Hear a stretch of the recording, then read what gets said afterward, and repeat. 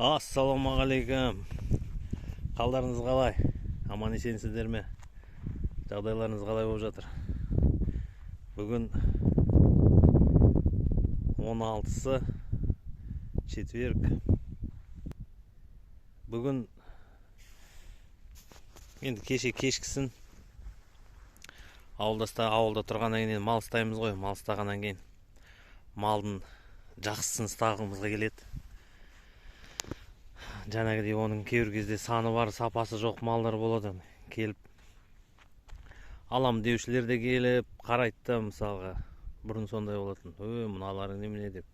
Енді расында да кейбіреулер бір ешкі сияқты кішкентай, не салмақ жоқ, не ет жоқ, не сүт жоқ. Кейіннен сондай малдар көбейіп кетті. Қазір енді кейінгі жылдар міне жақсы болды. Көбі сол малдарын асылдандырып ұстап жатыр.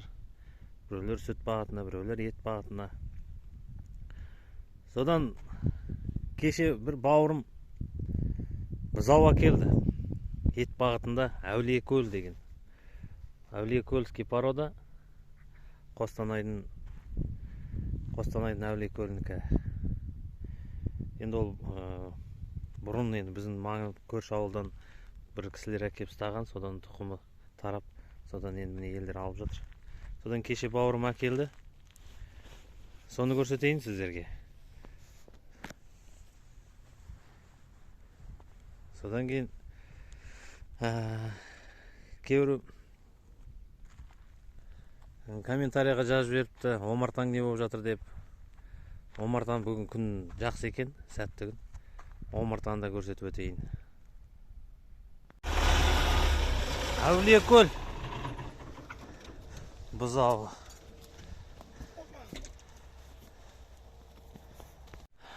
Міне Әулиекөлский бұзау. Бұл да ет бағытына жатады. Бұйырса болашақ бұқа деп бұзау күйінде осылай әкеп отыр. Бауырым сатып алды. Осы бұзаудың өзі 500 мың теңге тұрады. 500 мыңға келді ғой. Ет бағытында өсірейін деп малдың тұқымын өзгертіп жүрмін мәселе жағында.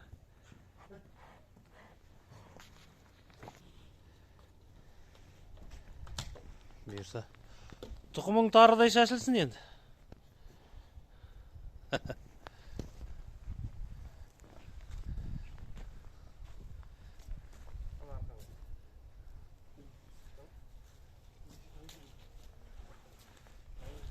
Қуалап жүрміз. Бұзау биылғы. Жас бұзау екен, көрініп тұр. Ай. Мысыққа жүгір жүр. Енді жүр. Болашақ атаман жүр.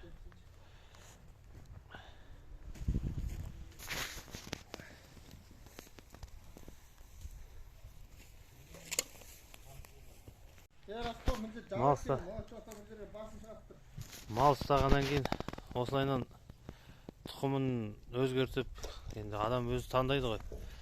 Қай бағытта екен. Біреулер сүт бағытында, біреулер ет бағытында. Ет бағытында жұмыс істеймін десеңіздер, осылайынан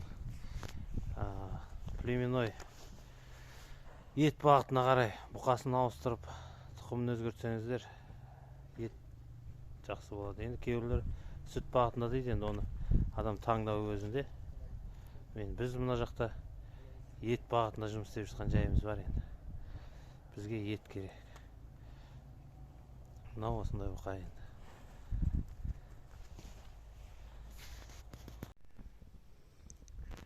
Міне сол Әулиекөліміз. Тағы да енді тұқымы тарыдай шашылсын дегіміз келеді. Бауырымызға бұқасы құтты болсын. Ал енді қазір омартаны көрсетейін ал. Кеттік. Міне аралар. Омарта не болды деген кісілерге араларымды көрсетіп қояйын. Араларымды қысқаға дайындадым.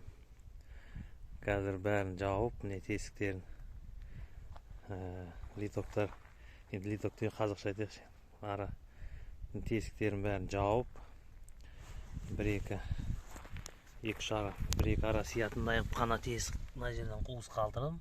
Ауа жүріп тұру керек қой. Ішінде вентиляция болу керек, ауа жүріп тұру керек. Соларын қалтырып, қысқыға дайындап, қазір енді бұлар ішінде жатыр енді. Бұлар суықтан қорықпайды дейді. Өздеріңіз білесіздер, мен де бірінші рет ұстап тұрмын. Мынау ана жол күн жылыда шығып су ішіп жүрген қат қапты. Күнді суық, кереметте енді қар жауған жоқ, бірақ енді аяз түсті. 10 градусқа дейін біз енді желімен енді ондан асып кетті ғой деймін.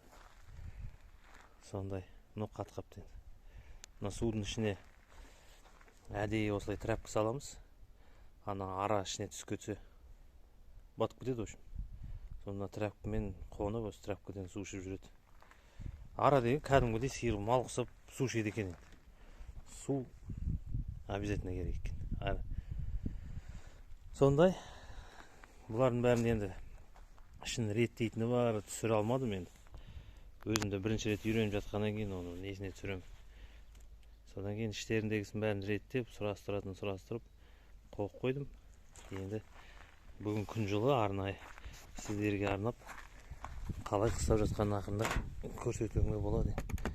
Қазір бісмілләсі бәріне мына жастығы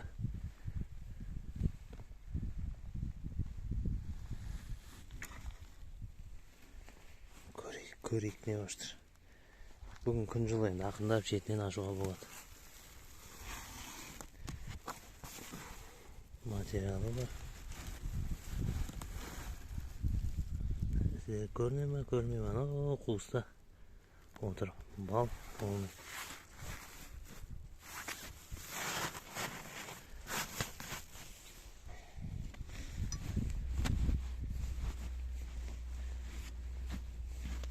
Міне осындай қыстап жатқан араларымыз. Қайтадан жабайын.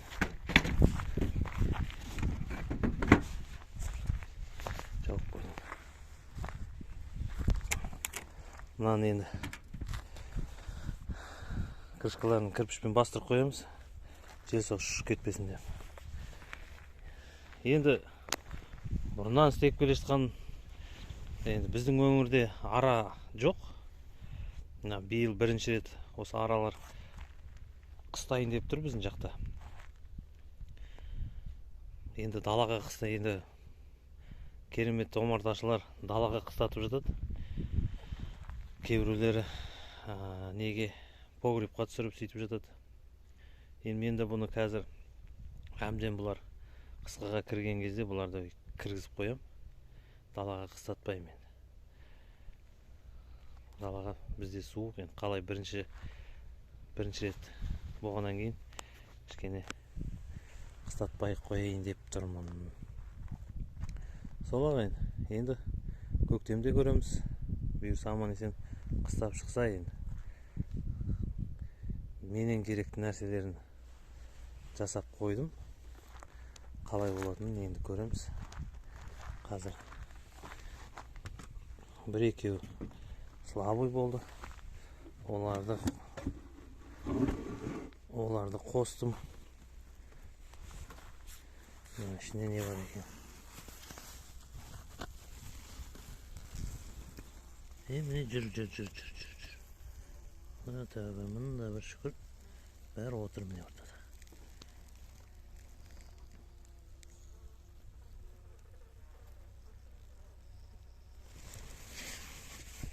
Жүр. Аяз кәдімгідей болды. Суда.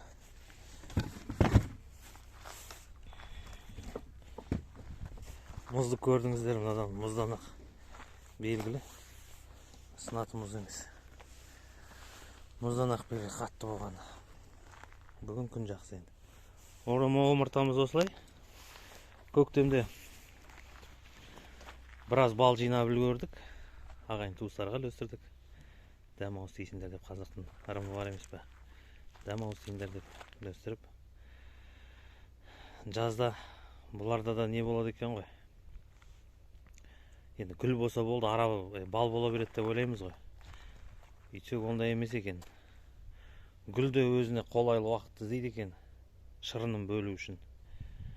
Биыл мысалы гүл көп болды, бірақ шырын бөлмеді. Шырынды міне күзге таман жаңбырлар жауа бастаған кезде бөлді. Соған бұлар қысқыға өздеріне бал жинап үлгерді. Оларды мысалға алуға болатын еді, мен бірақ өздеріне қалсын деп шештім. Өздеріне қысқыға бал жинап алды. Көктемгісінен енді бізге жинап берді. Оған мыңда бір шүкір. Сол ағайын. Енді бұлардың несі бар жаңағы өзінің обработка жасайтындары бар, солардың бәрін реттеп қысқыға дайындап қойған бетіміз енді. Осылай аралар. Қыста енді бұларға мен міне осы ұяларымен бірге алғам. Мына ұялары енді ескі Союз кезінен келе жатқан ұялар. Міне мыналар ұшып шығып жүр. Міне. Мынау ішіндегі өлгендерін өздері шығарып тастайды екен. Күн жылынып еді, шығып жатыр. Тесігін аздап ашып қояйын былай. Әне кірді.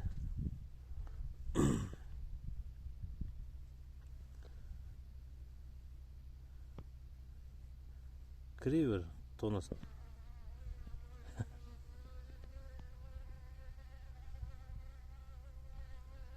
Астыңғысынан көрсейші.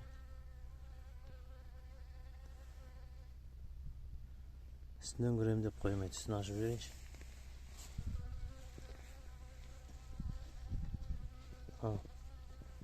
Ал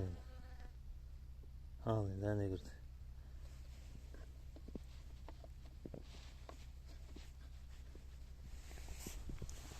Осындай ағай. Күн жылы болғаннан кейін шығып тұрмын. Әдей күн шуақ жағына қарай болып қойған бейді. Осы жағында тұр. Сол бүгінгі кішігірім видеомыз осы. Омыртамыз осы. Кішігірім шаруашылығымыз бал жағынан.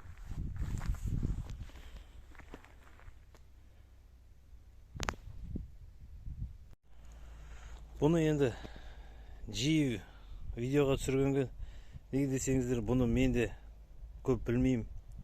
Бұны да міне оқып үйреніп жатырмын. Интернеттен қарайым, білетін кісілерден сұрайым.